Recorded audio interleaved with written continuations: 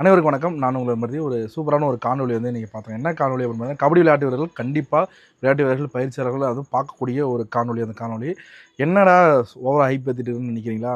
ஆமாங்க. நம்ம டிஎன்ஆர் அண்ணன் இருக்கார்ல, யூடியூப் அது கமெண்ட் ப்ரோ கப்லாம் கமெண்ட்ரி பண்ணுவாரு பாருங்க அவரு.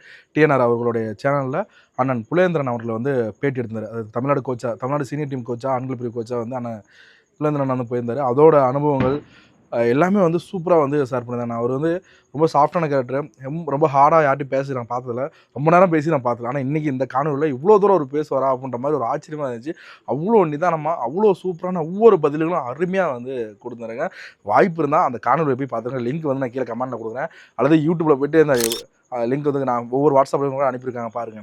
அவ்வளோ சூப்பரான ஒரு காணொளிங்க. அவ்வளோ நிதானமான பதில்கள். அதேமாரி டிஎன்ஆர் அண்ணா வந்து ஒவ்வொரு கேள்வியும் வந்து நல்லா ஆணித்தனமா கொஞ்சம் என்னெல்லாம் தேவைப்படும் அப்படின்றதெல்லாம் வந்து அழகா கோர்த்து கேள்விகளா வந்து குடுத்திருந்தாரு. அவரோட அனுபவங்களா இருக்கட்டும்.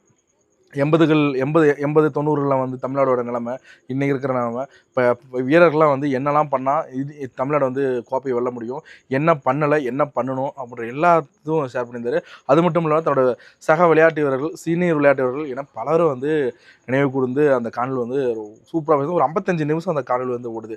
கபடி விளையாட்டு வீரர்கள், இன்னைக்கு வளர்ந்துட்டு இருக்க விளையாட்டு வீரர்கள் வந்து கண்டிப்பாக வந்து அந்த காணொளி போய் ஒரு முறை பார்த்துங்க. எவ்வளோ என்னென்னமான நம்ம டைம் வேஸ்ட் பண்ணுறாங்க அந்த ஒரு காணொலிக்காக வந்து அதே மாதிரி நிறையா அதர் பிளேயர்ஸை வந்து வீடியோ எடுத்து போட்டிருக்காரு.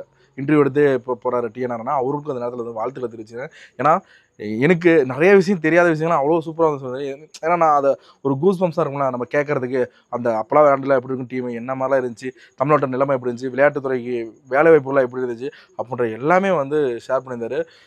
சூப்பரான ஒரு கதை. ஆனால் புலேந்திரனா அண்ணா ரொம்ப ரொம்ப மகிழ்ச்சியாக இருக்குது, ரொம்ப சிறப்பாக இருக்குது. நீங்கள் கொடுத்த ஒவ்வொரு பதிலும் வந்து நிதானமும் பொறுமையாகவும் ரொம்ப இது இல்லாமல் என்ன பண்ணணுங்கிறது ஒவ்வொரு கட்டத்துக்கும் நம்ம என்ன பண்ணணுங்கிறத அழகாக சொல்லிட்டீங்க. அது மட்டும் இல்லாமல் நான் இந்த காணொலி வாயிலாக சொல்லணும்னு நினச்சேன்னா, நீங்கள் ஒரு டிஃபெண்டரு அதே மாதிரி தமிழ்நாடு டீம் நல்லா சூப்பரான ஒரு டிஃபென்ஸ் டீமாக வந்து அமைச்சிருந்தீங்க. அதாவது டிஃபென்ஸ் ஒரு டீமுக்கு எவ்வளோ முக்கியங்கிறத இந்த சீனியர் நேஷனில் வந்து பார்த்துக்கோங்க. எவ்வளோ ஒரு டீமாக தான் சரி, எவ்வளோ பெரிய ஆட்டக்காரனாக தான் சரி, டிஃபென்ஸ் நம்ம ஸ்ட்ராங்காக இருந்தோம் அப்படின்னா நமக்கு நம்மளால் நம்ம அது எதிர் டீம் வந்து நம்ம புள்ளி எடுக்கிறது நம்ம கஷ்டம் பண்ணுற மாதிரி வந்து இருந்துச்சு. அதே மாதிரி தான் டிஃபென்ஸும் ஸ்ட்ராங்காக இருந்தாங்க. ஹரியானா கூட ஆனதாக இருக்கட்டும், யூபி கூட ஆனதாக இருக்கட்டும், ரொம்ப சிறப்பாக வந்து பண்ணியிருந்தாங்க உங்கள் டிஃபென்ஸ் வந்து. வேறு என்ன சொல்லணும் அப்படின்னா, அந்த வீடியோ வந்து பார்த்துருங்க. ரொம்ப அருமையான காணொலிங்க, மிஸ் பண்ணக்கூடாது. நான் முழுமையாக பொறுமையாக கண்டினியூவாக பார்த்துட்டேன். அதை பார்த்தே தீரணுன்றதாக வந்து பார்த்துட்டேன். அடுத்தடுத்து நிறைய விளையாட்டு வீரர்கள் கொடுத்து ஒரு பேட்டி எடுத்தாரு, அதையும் போய் பார்த்துருங்க. ரொம்ப முக்கியமான தேவைகளை இன்றைய சூழலில் கபடி விளையாட்டு வீரர்கள் என்னெல்லாம் பண்ணும் அப்படின்றது ஒரு சொல்லுவார். நான் புலேந்திரனை பற்றி நான் கேள்விப்படுறது பார்த்தீங்கன்னா, அவர் வந்து பயிற்சி நேரத்தில் வந்து அவர் சொல்கிறது என்னென்னா, நான் காணொலியே சொல்கிறாரு. என்ன சொல்கிறாரு அப்படின்னா, பிளேயர்ஸ் வந்து இன்டோர் ஸ்கில்ஸ் ப்ராக்டிஸ்க்கு வந்து நிறைய முக்கியத்துவம் கொடுக்குறாங்க.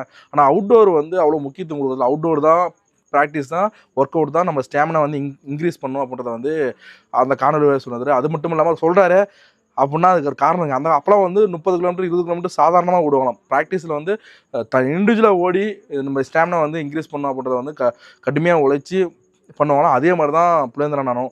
நான் மணியண்ணன் ஒரு டைம் என்கிட்ட சொன்னார், அண்ணன் வந்து சங்ககிரி மலை, நம்ம சங்ககிரி மலை கோட்டிருக்கல, அந்த மலையை ஒரு நாளைக்கு ஒரு டைம் ஏறினா 3 முறை ஏறி இறங்குவாராம்.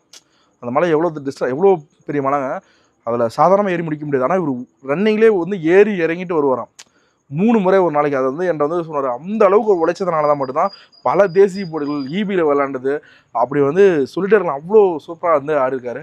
அவர் ஒரு எக்ஸ்பீரியன்ஸான பிளேயர். அவர் சொல்கிறார் அப்படின்னா நிச்சயமாக அதுக்கு பின்னாடி மிகப்பெரிய வேல்யூ இருக்கும். இதை விளையாட்டு வீரர்கள் வந்து கவனத்தில் வச்சுங்க. ஒரு நாளைக்கு குறைஞ்சபட்சம் 20 கிலோமீட்டர் ரன்னிங்லேயே ஓடுவாங்களாம். ஒரு ரன்னிங் ஒர்க் அவுட். ஏன்னா ஸ்டாமினா வந்து இன்க்ரீஸ் பண்ணும். நம்ம களத்தில் ஓடும்போது ஸ்டாமினா வந்து குறையும். அதனால் வந்து ரன்னிங் ஒர்க் அவுட் நிறைய பண்ணுவாங்களாம். அதெல்லாம் வந்து கவனத்தில் எடுத்துக்கங்க. ரொம்ப முக்கியமானதாக வந்து சொன்னாங்க. நான் சின்ன சின்ன விஷயத்த தொட்டிருக்கேன். இந்த காணொலியில் வந்து சின்ன சின்ன விஷயத்த தொட்டிருக்கேன். அதில் வந்து நிறைய விஷயத்த பேசியிருக்காரு.